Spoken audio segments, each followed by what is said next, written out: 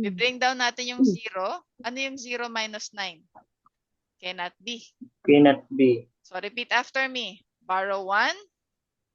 Becomes 10. Okay, wait. Repeat after me. Sabihin nyo, borrow 1 Borrow 1 Borrow 1 from 0. from 0. 0 becomes 9.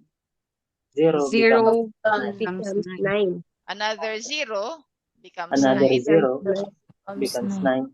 And 1 becomes 0. And 1 becomes 0. Ba't ganon? Hawa-hawa na. Kasi nag-utangan na sila eh. Kulang-kulang na eh, no? Hawa-hawa, damay-damay na to.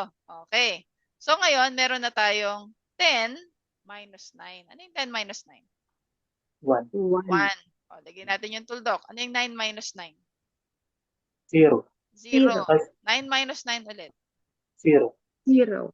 So yung 100 minus 99.9, anong sagot? 0.10 10.